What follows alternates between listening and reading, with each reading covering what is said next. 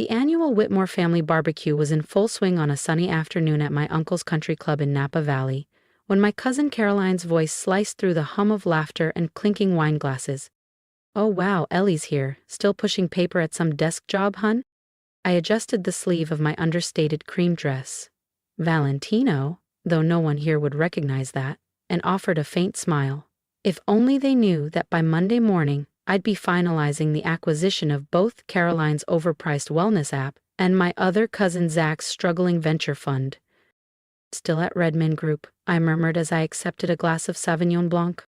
"The same Redmond Group that I control under a network of holding companies. To them, I'm just Ellie Whitmore, the underachieving 34-year-old cousin who never quite lived up to the family's impossible standards. But in the financial world, I'm known simply as EW Capital, a silent but dominant force behind some of the biggest private equity deals on the West Coast." Zach, wearing a flashy suit 2 sizes too big, grinned as he sauntered over. "You know, Elle, I could hook you up. We're always hiring entry-level admin staff, better than whatever 9-to-5 grind you're stuck in." I took a slow sip to hide my amusement. He had no idea I'd already bought Whitestone Ventures, his firm, piece by piece, through silent partners and trust-owned shell entities. "That's really generous, Zach," I replied sweetly. 8 years ago, after Grandpa Whitmore died, everyone expected his estate to be divided cleanly among us grandkids. Instead, he made individual allocations. Caroline got angel investment money. Zach received control of the family's venture branch. And me? I was handed what they called the leftovers: his old real estate office in downtown Santa Rosa and a $200,000 0-cents trust. "Poor Ellie," they'd whispered behind champagne glasses. "He doted on her, but didn't leave her anything useful." What they didn't realize was that Grandpa's shabby office sat atop decades of quietly acquired mineral deeds and water rights, assets worth tens of millions. He hadn't just given me an inheritance, he'd given me the blueprint. We spent Sundays together, reviewing land maps and oil rights. "You don't need to be loud to be powerful," he used to say. "Control isn't in attention, it's in patience." Now, as I watched my family flaunt leased watches and borrowed status, I smiled. They spent their fortunes chasing validation. I built mine in silence. "Ellie, sweetheart," my Aunt Beatrice swept in, air-kissing both my cheeks with exaggerated warmth. "We missed you at the Napa Club mixer last weekend. Caroline was filling us in on her startup's big win." Caroline beamed, tucking a strand of perfectly styled hair behind her ear. "We just closed another funding round, $10 million, 0 cents this time." She turned to me with a practiced smirk. "Not that you'd really understand the complexities of tech finance, Ellie."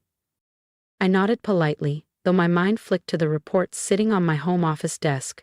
Caroline Tech had posted 3 consecutive quarters of losses. That latest $10 million, 0 cents, wasn't a victory, it was a lifeline. And she'd find out soon enough that the silent investor keeping her company afloat was me. "Sounds exciting," I said smoothly. Before she could bask too long, Zach butted in.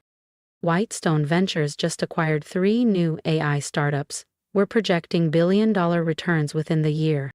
I resisted the urge to roll my eyes. His fund was bleeding capital. The acquisitions were last-ditch plays to impress new investors and hide ballooning debt. That's what made my stealthy acquisition of Whitestone so seamless. Desperation makes people sloppy. "How wonderful for you both," I said sincerely, more than they'd ever realize. My cousin Reed, who dubbed himself the family's financial prodigy, sauntered over with a condescending grin. "Still pushing papers at Redmond Group, Ellie? You really should think bigger. Caroline and Zach are out here building empires." If only he knew the papers I pushed involved multi-million-dollar development deals and city-wide zoning approvals. Redmond Group, under my hidden control, now owned half the downtown Santa Rosa commercial district and large tracts across 2 other states. "We can't all be entrepreneurs," I replied, sipping my wine. They chuckled, they pitied me. I played the role they expected. Even my mother joined the chorus. "You had such potential, Elle. But honestly, have you even tried to grow your career?" "Oh, Trevor could help," Aunt Beatrice chimed in. "He's done such amazing things with Grandpa's old firm." I thought of the boardroom meeting scheduled for 9 a.m. tomorrow, where Trevor would discover that EW Capital, his mysterious new majority shareholder, had the power to fire him. "I'm comfortable where I am, Mom," I said with a calm smile. Caroline overheard and laughed. "Comfortable? Honey, you should want more than that." "We're raising again next month," she said, eyes gleaming. "From EW Capital," Zach added proudly. I clinked my glass. "Good luck with that." "They're the biggest name in private equity right now," Zach said, swirling his wine. "Very hush-hush, but they've expressed interest in both our companies." I hid my smile behind my champagne flute.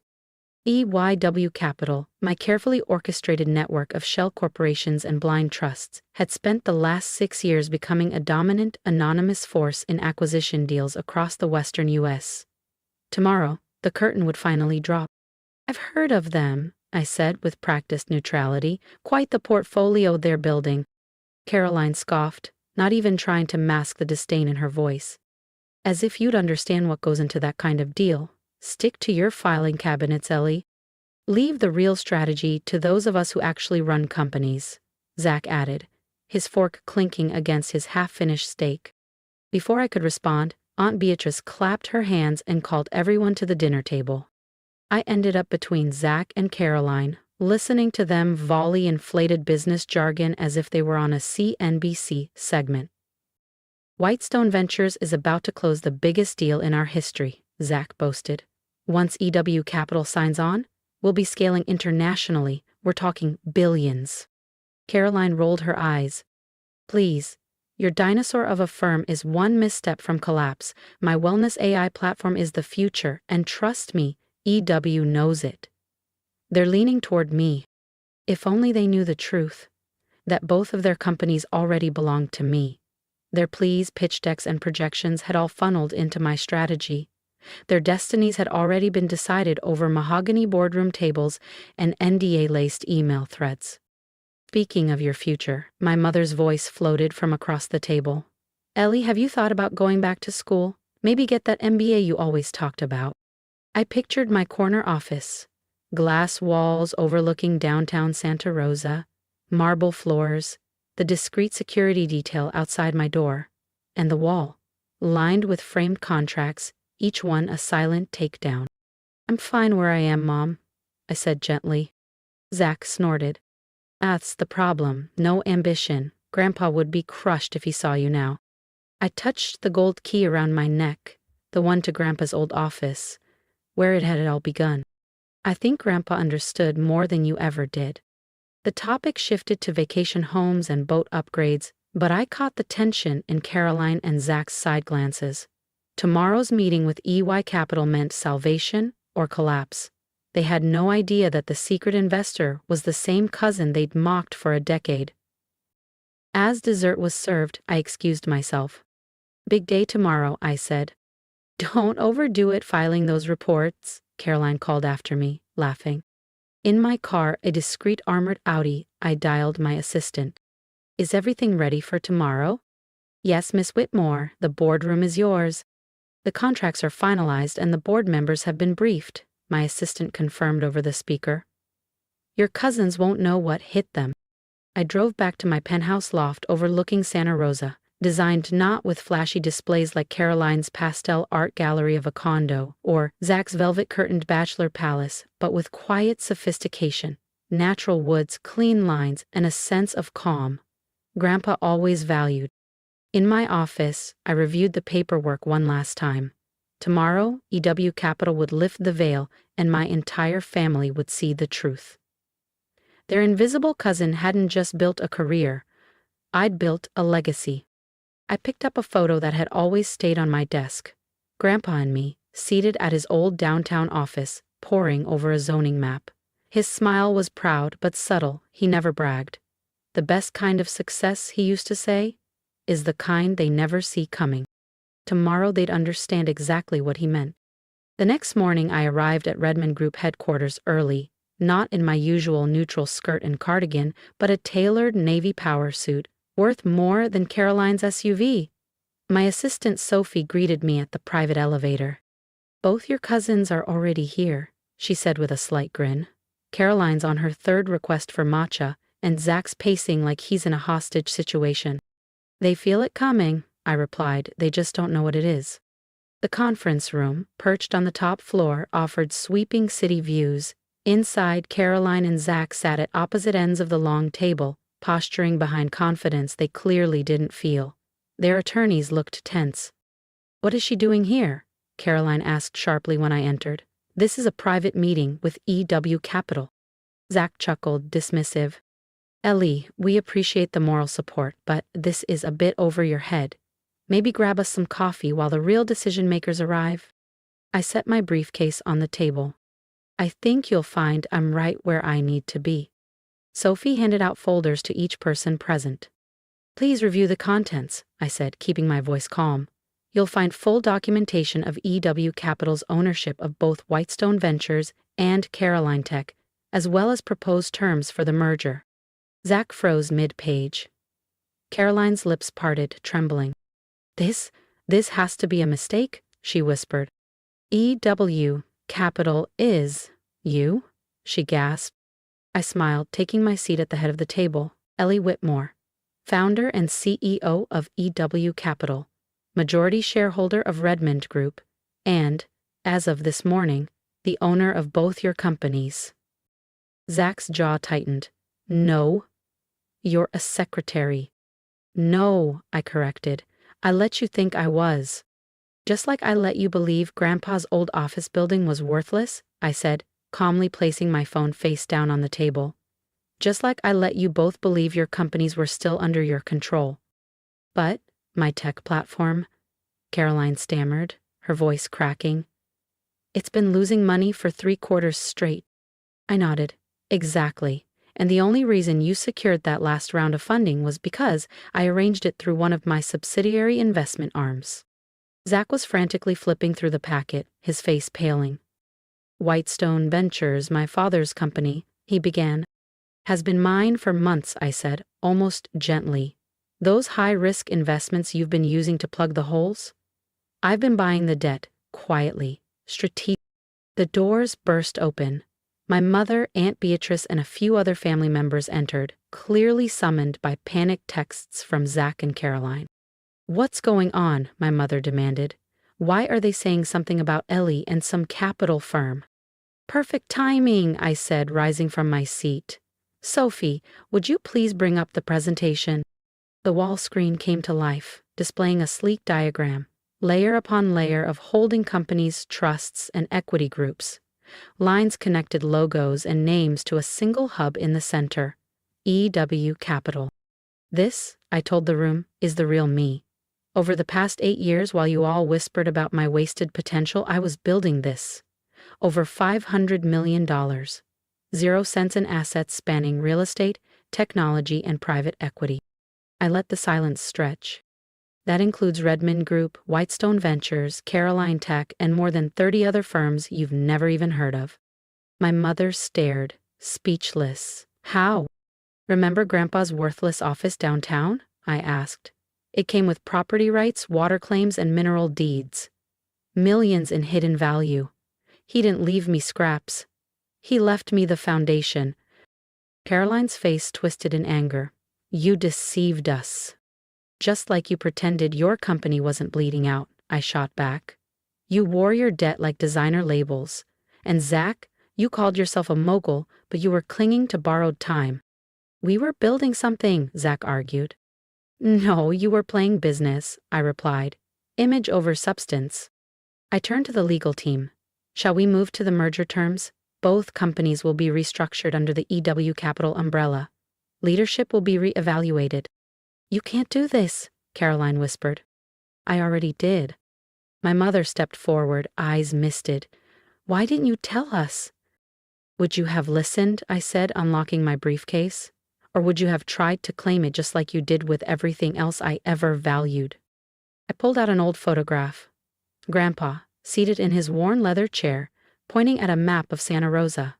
Me beside him, wide-eyed, taking in every word about mineral rights, zoning leverage, and the power of patience.